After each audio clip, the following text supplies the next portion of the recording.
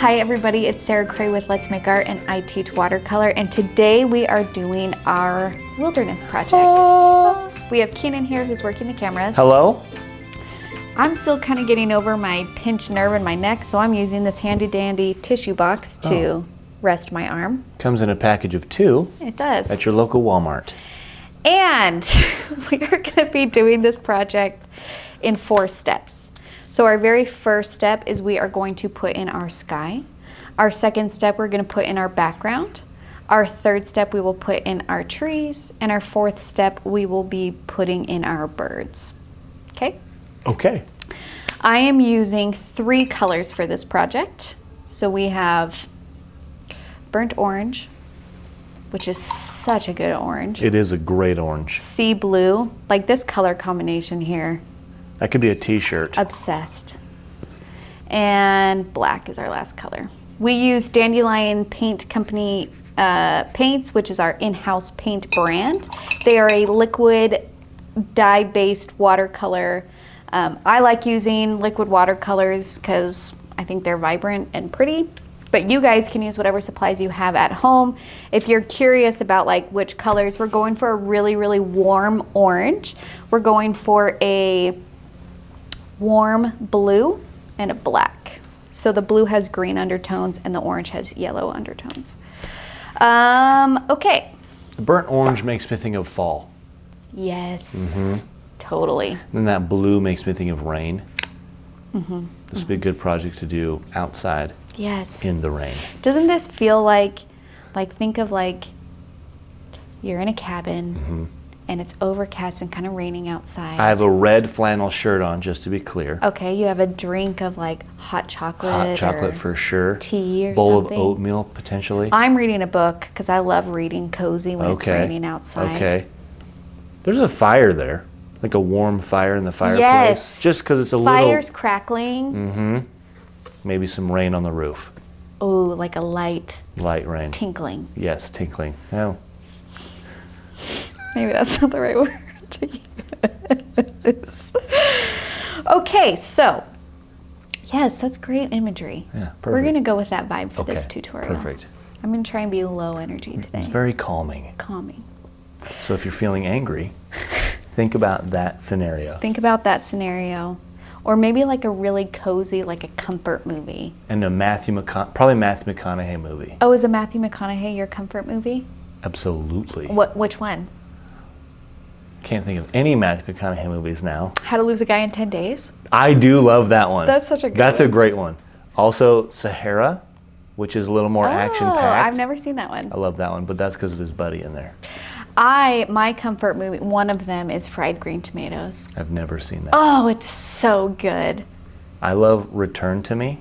Oh my gosh, Michael loves that movie. It's one of my favorite movies Didn't of all we all time. watch it together, Probably. actually? Yes.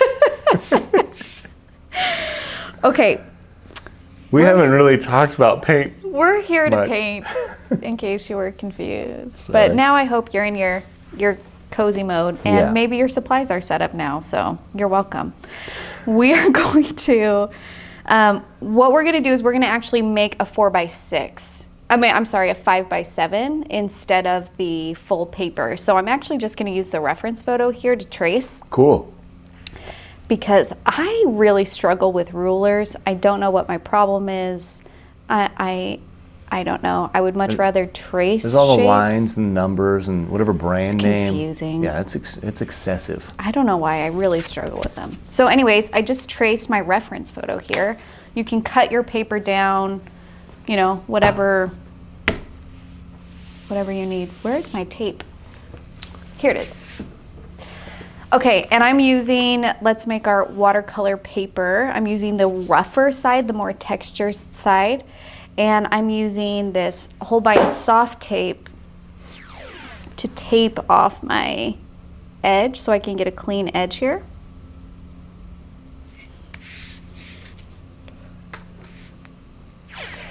And the reason why I decided to go smaller was a couple of reasons. One, I truly love painting small. I just do. I think it's fun. Two, I want to show you guys that you can paint small. Like usually papers come in like 9 by 12 pads, But if you notice, like 9 by 12 is not a standard framing size. And that's because you're supposed to actually crop the area off. Like I even remember when, like one of my first painting and drawing classes, you need to set your paper up for your composition, which means you're supposed to like section it off and tape it off. Like you're taught to do that. I don't know the thinking as to why, but like that's just part of, I don't know. Just one of the steps. But like anyways, I want to show you that you guys don't have to do full papers. You're supposed to tape it off. You're supposed to be mindful about the size that you are painting. If you want to be, like, this is your life. So that, and because we're doing so much paint and water, and we're using smaller brushes, like round 2 and round 6 are good starter brushes, but when you're doing an entire painting with this much, like you would want to use larger brushes. You know what I'm saying? So like if you don't have larger brushes, that's fine. You can just paint smaller. Or if you want to do the whole paper, just use like around 12 or something, and you'll be able to get that done faster. Okay, let's do our oath. If you can raise your right hand and repeat after me. I promise to be kind to myself. I promise to be kind to myself. I promise not to compare my work. Promise not to compare my work. And I promise to have fun. And I promise to have fun. Okay, so we are going to start with our sky. Now, if you look at the step-by-steps, I actually switched it up where I did the background first and then the sky, and I realized that that is not an easy way to teach it. So I'm switching it up, okay? And that's because usually like how I paint something is not necessarily the same as how I teach it.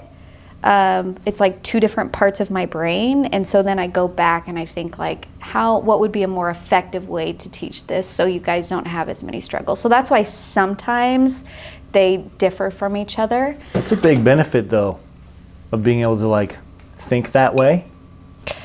I mean, I hope so. Yeah, I think it's very useful.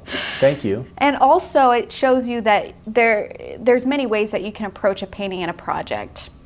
Like what works for me might not work for you. And so also I think it's kind of good to see different ways that you can do the steps in different orders. Orders, thank you. Okay. Let's get to painting. So we're going to do our sky first. So I'm going to actually wet the top of my paper just using water in my round 6. Now usually I don't like it when the water is drippy, but this time I'm letting it be drippy because, or my paintbrush is drippy. That's good. Because I'm just trying to get the area wet. You know what I'm saying? And then I'm going to take black, add water to it on my palette so it's a gray, and I'm going to do swooping motions and drop that color in, okay? And I'm going to start with big swoops, and then as I go down, the swoops are going to get smaller and thinner and closer together. And that's how you communicate like depth and space in a sky. So as I go down to the bottom, they get small like this. And now it feels like it's going back into space. Here, actually, let me see if I can, there. Yeah, I was gonna say, ooh, that's excellent. You see? Yep. So, sorry, I'll try and do this on an angle so you guys can like see it. I've got to figure out the lights. I've got to figure it out. It's really tricky with the wet water. Yeah. Maybe we should get like an angled. Do they have dry water we can use? Yeah, I've heard of that.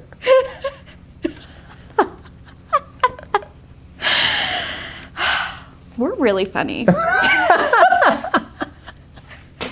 you like how I just took credit for your joke? Okay, so here's our sky. We're gonna move on to step 2, and we are going to do our background. So I'm gonna wet the area, because I want this to be fuzzy. The reason why we're wetting it first is because when you put water down and then put paint on top of it, the paint spreads. Like the color will go out across the water. And that's what we want. We want this to be fuzzy. We want this to not have strong structure. We want it to feel kind of like wild and messy, and we're not really sure what's going on. So I'm going to take a little bit of sea blue and I'm going to take a little bit of black and mix that together to get kind of like a desaturated blue.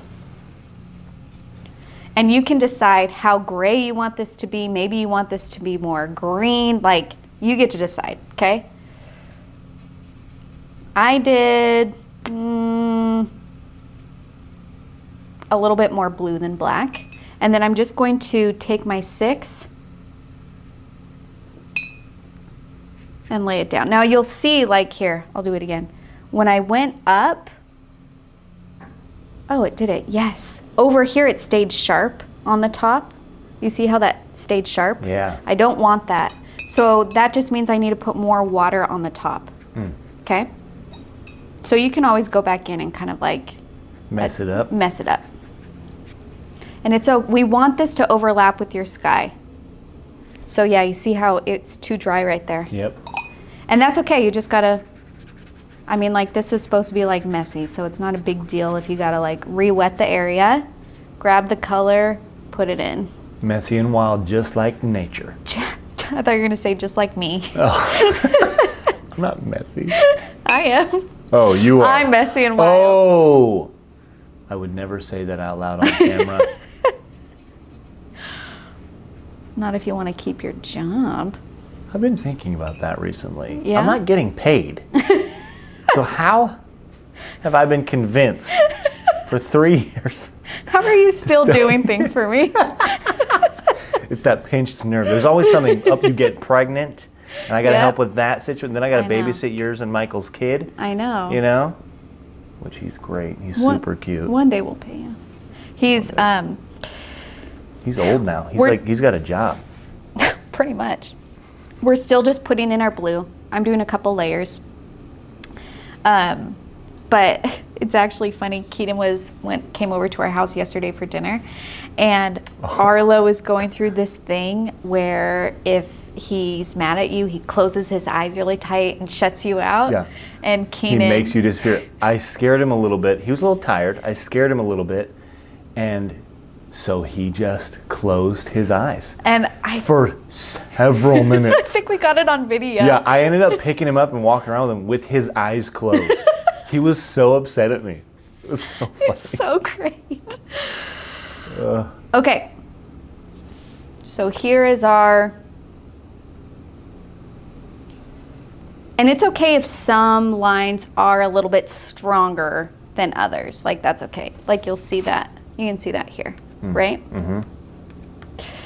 And we are going to do another layer, actually, because I want this to be fairly dark. And the reason why I want this to be dark is because we're doing our trees in like black, pretty much, like a super, super dark value. And if we left this value here, this is more like a medium value. And if I did black trees on top of it, those values would feel too disjointed, too extreme, that they couldn't relate to one another. And so because I know that I'm going to go super dark with my trees, I am going to go darker with my background. However, you can do the opposite, where if you want to keep your values like this, like let's say you do this first layer and you actually love what happened and you don't want to cover it up and you know what I mean? When you do your trees, just do them in like a mid-dark value instead of like the darkest value, because then they'll relate to each other. Does that make sense? Yes. Okay. Question. So, yeah. Is there ever a scenario where a disjointed background is beneficial, or? Sure. Yeah. Okay. Yeah. It's all about like intent and like stylistic preferences and the purpose of painting it. So like, yeah, absolutely. Like maybe you're going for like a light background. You want to do like a strong silhouette. That juxtaposition of those values can work in your favor. I'm just trying to give you the knowledge so you can utilize that tool. You know what I'm saying? Cool, thank you. You're welcome. Okay, So I have this like white area. I don't know how that happens, so I'm just gonna. Okay, now what we're going to do is we're going to mix all 3 of our colors together to get kind of like a different blue-green color. And I want this to be darker. Ooh, too dark. So whenever this happens and I have too dark, I'll just swipe and pull some over here and then start mixing off of this and bring this back up instead of trying to mix this entire thing. You see what I'm saying? Yep. So I'm gonna take some orange. Making something lighter is sometimes more difficult, I feel like. Well, it just would take way more paint. And so if you don't want to use that much paint, you can just pull from it and then like mix that instead of trying to do the whole thing. Ooh, I'm always nervous to color. use too much paint. So I end up making things I create really watery. Yes. And not as vibrant. Yes. So if you're struggling with the vibrancy of your painting, you have to use more paint. And I know it's hard because this is why watercolor is tricky, because you have to use the water as if it's a paint color itself. So you can't just use straight paint. Like, you really have to utilize the water. But if you utilize too much of the water, then you don't get those ranges in value and everything just feels too light.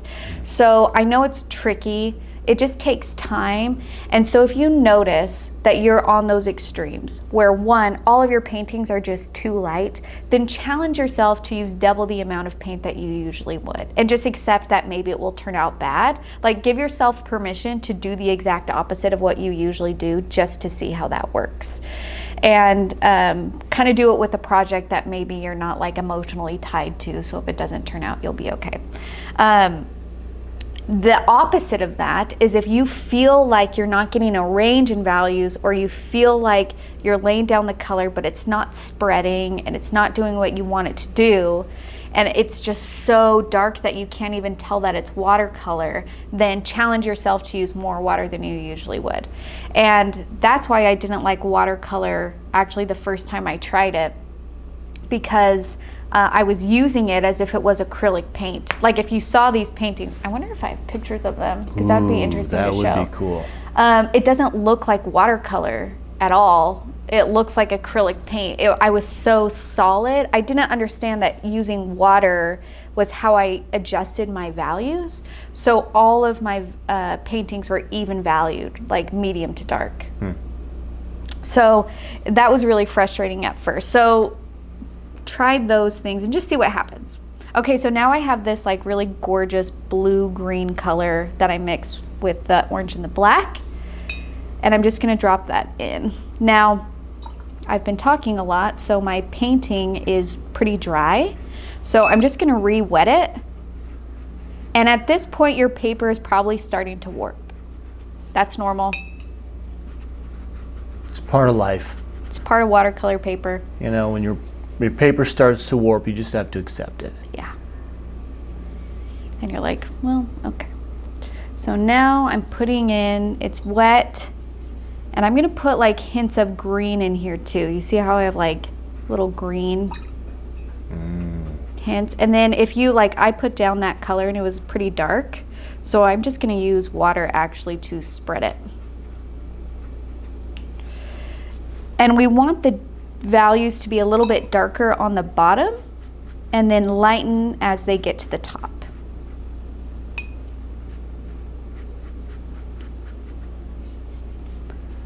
And look, my paper is starting to puddle from how much water is on there. So I'm actually just going to use my paper towel and get rid of that excess water. So my paper is still wet, but now I don't have to work around this puddle. Nice.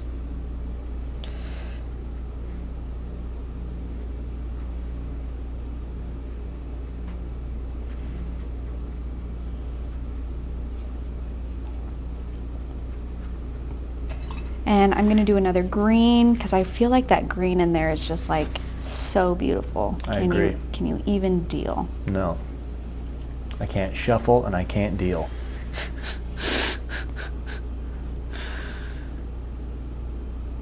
Can you really not shuffle? I'm terrible at it.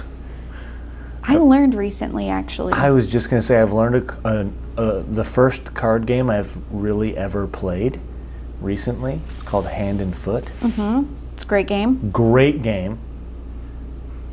I look ridiculous trying to grab all the cards. Well, that has like a lot of decks. It like has 5. Yeah, they're like I can shuffle one deck at a time, but I have small hands. I struggle with a full deck of cards. Not because I have small hands. Okay, this feels pretty good. So you see, what I'm trying to do here is I'm trying to create different layers of value. So then, like, it seems like you could tell that there are like hills or mountains back there with trees on them, so they are of color. There's color there, but they're far away or they're obscured by fog. You know what I mean? So like these aren't sharp, but we're just trying to give the hints of layers of form. Maybe you've got bad eyes. Yes. And the beginning of this painting is you trying to focus. Yeah. And by the time you're done, you're all focused up. There we go. I get that. Okay. And you can see that like at the top where it hits the sky, you know, we have some bleeds. They're beautiful. Like we embrace those and we like those, okay? I really wanted like an uneven edge. And I actually, and like if you want to adjust the line, you can try and lift too. Don't scrub. If you scrub, it will tear the paper, but you can like blot and lighten.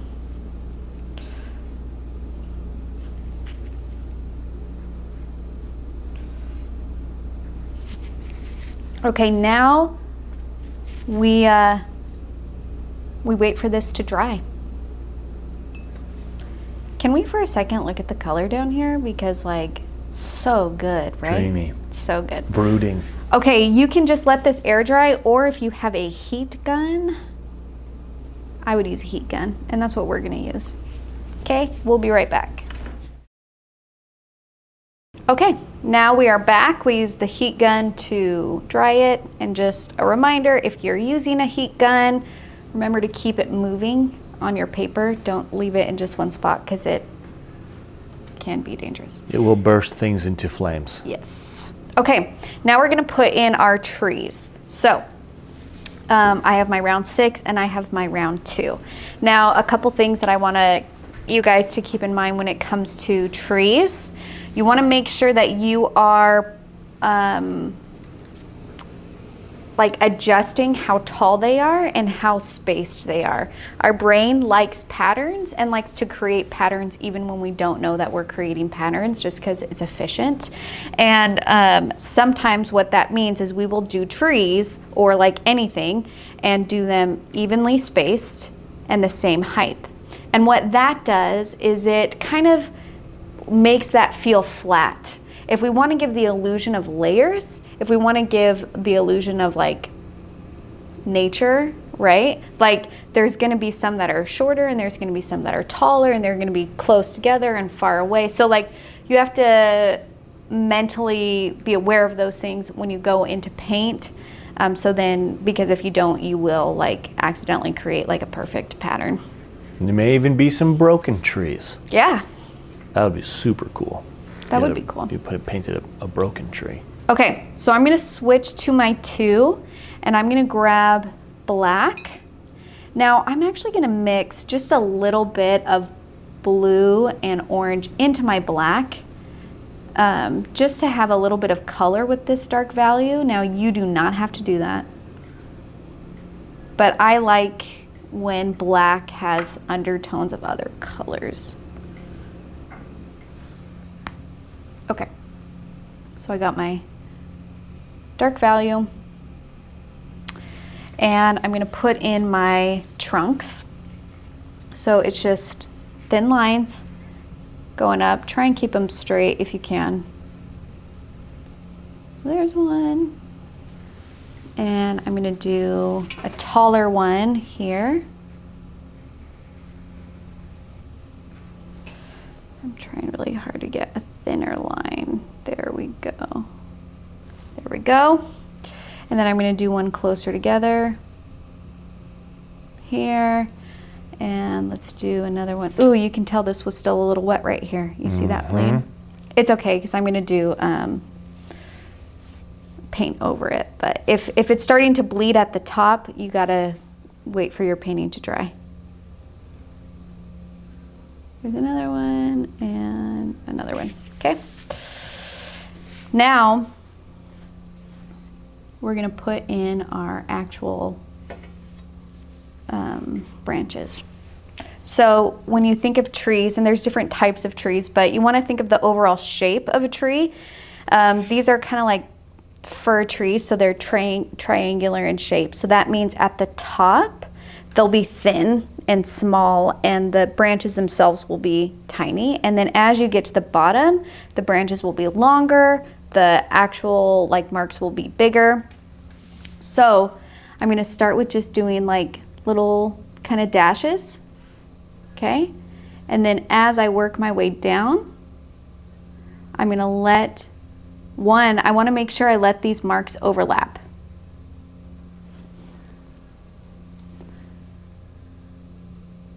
And the reason why we don't just paint it solid is because, you know, trees are made up of needles or leaves, like lots of tiny little things. And that means that sometimes when you look at the silhouette of those things, they create a solid, but other times the light is shining through them. You see what I'm saying? Because they are small and they're not solid, you know? And so like, that's why I do these marks and let them overlap, because that would be the silhouette that we're seeing. And also we would see the little dashes of light through them, you know? Yes. Trees are my nemesis. I think I actually I'm gonna switch to my 6 now because I have to get bigger and it'll just like save time if I go with the larger brush. So using my 6, I'll be able to fill this in faster. And like, hold your brushes different ways. Get different marks. You are gonna wanna do dots. And you can do some dots, but like also do dashes. Also hold your brush a different way. You know what I mean? Like these. Spice it up. Spice it up, change it up. And then just make sure it gets wider at the bottom. Like that. Okay? That's tree. I actually think, is it on Instagram? I did a close-up of me doing a tree silhouette on a white paper. That might be easier for you guys to see. But if you're on Instagram, you can see that video. I think it's on mine though. It's a good little video. So yeah, you can look that up. Yeah, makes it look really easy. It's on my handle. My name is Sarah Dandelion Cray on Instagram. Sarah Dandelion Cray. Sarah Dandelion Cray. So if you want to see a close-up of this, I have that there, and you guys can watch that at your leisure, and maybe that will help you with this.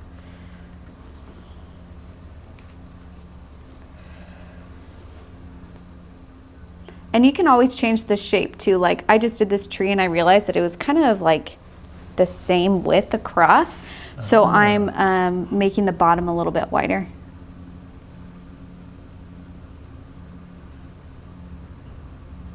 So you can always like adjust it. There we go, that feels better.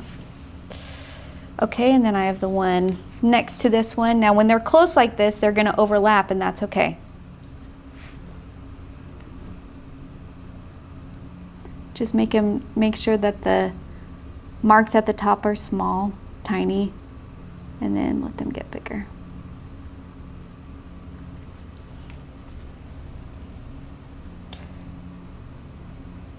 So I'm kind of switching back and forth between my 6 and my 2 depending on the part of the tree that I'm at. The other thing that you can do that really helps with like making tree silhouettes look realistic is you can do 6 for the majority of the bottom, and then go take your 2 and go along and do smaller little edges on some of these. That just adds to the idea that there are little needles poking out places. Have you ever seen driving down a highway how trees are trimmed when they're close to or getting closer to power lines? No. One entire side, usually closest to the power lines, is trimmed. Really? So it just looks like a super wind-blown tree. Oh. It's like one side is real heavy. Well, so then I guess if your tree turns out like that, that's a real thing. Yes, it is. Okay. I'm going to keep going. And if you want to, like, you guys can either start at the top and work your way down, or you can start at the bottom and work your way up. I do both. But sometimes it's like, you might have a preference for one, and that's okay.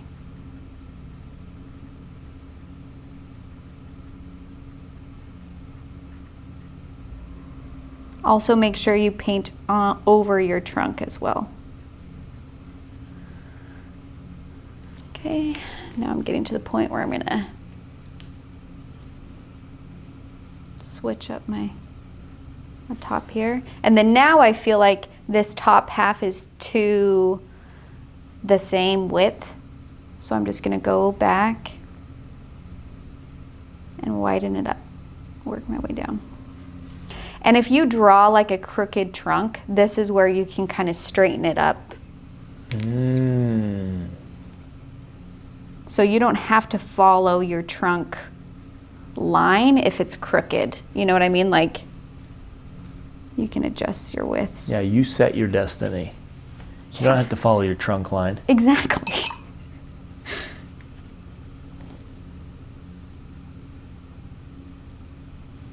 Okay. And our last one. Wow. And sometimes I like just like going, like, just go crazy with these tree trunks. Don't overthink it. When you try and overthink the silhouette, that's when it gets a little bit wonky. So really just like challenge yourself to like kind of what we did in the wildflower adventure. Like, make a decision, go with it, and paint. Don't get too caught up. There we go. Look at that. Okay. Nice trees. Thank you. Now we have our very, very last step. We are going to do our birds. Now, couple things to keep in mind. This is where perspective and sizing matters. So if we want these birds to seem farther away, you're gonna wanna make them super, super tiny and also lighter in value. If you want some looking a little bit closer, then you're gonna do them slightly bigger and a darker value. So if you look here, these ones at the bottom are darker, and then as I get to the top, I wanted it to make it, here, let me move this on the close-up. I wanted it to make it seem like these birds are flying away from us. Or maybe it's the fog that's getting in the way, you know what I mean? So like, adjust your sizing and your values to match what you want. Now when it comes to bird silhouettes, you can just take your round 2 and practice, and I'll just do it on the bottom here actually so you guys can see. So like, just play with it. They're essentially like V's, but not like this.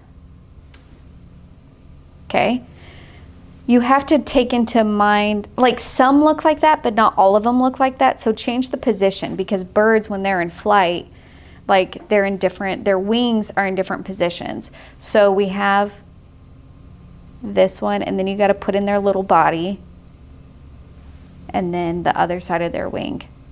Or maybe the wings are down. Okay.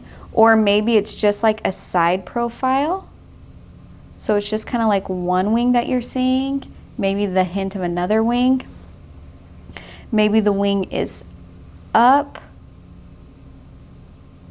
There's the body.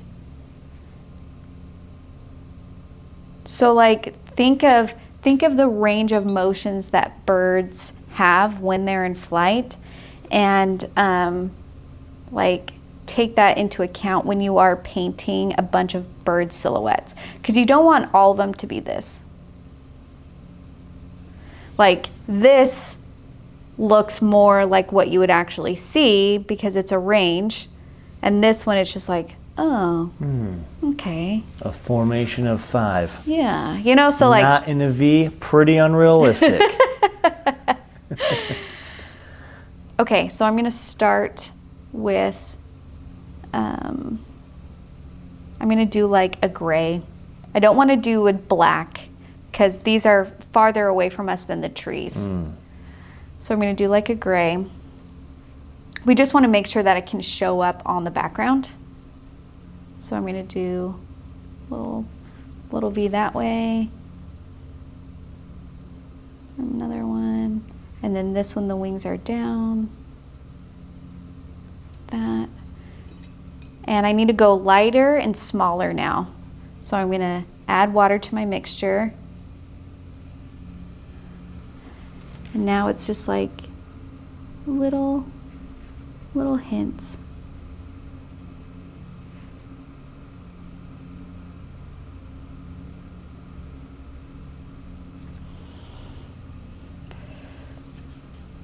And then I'm actually going to add another one right here, because you also want to think about like the line that this creates in your painting.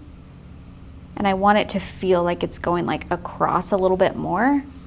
So I'm going to add one here.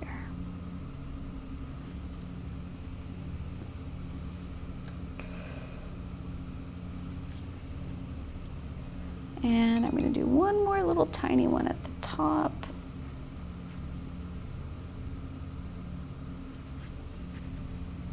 There we go. We're done. Lovely. We're done. This is it. This is our painting. Look at that. Look at that. Wow. Cute little thing. Well, and what I love about this project too is you can do this in so many different colors. Like you can do this using like mostly burnt orange. Oh yes. And do like a dark brown tree silhouette. Be a lovely like, that fall would be situation. Gorgeous, gorgeous. You can do a bright green and make it feel summery. You don't have to do a gray sky. You could do a blue sky. You know what I mean? Like there's so many different ways that you guys can go with this. It's just fun. Yes. It's fun. So let's peel off our tape. I can tell that I bled just a little bit on this side, but let's see it.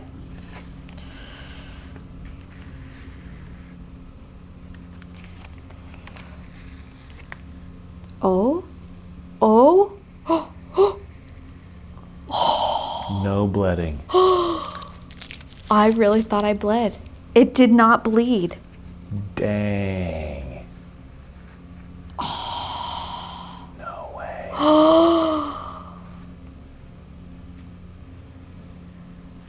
Wow. I can't even deal right now. Whoa.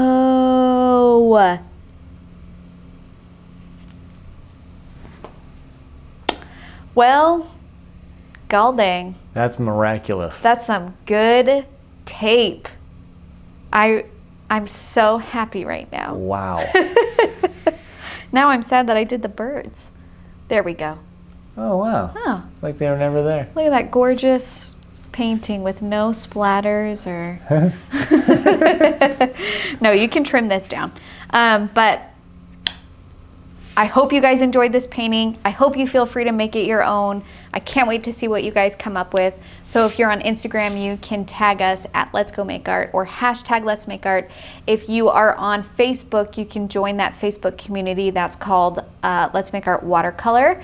And that's just so you guys can share your work and see what other people are making too. Which is a lot of fun. It's so fun. And if you need any of these supplies, you can find them at letsmakeart.com. That's it. Bye, Keenan. Bye. Bye, you guys. See you later.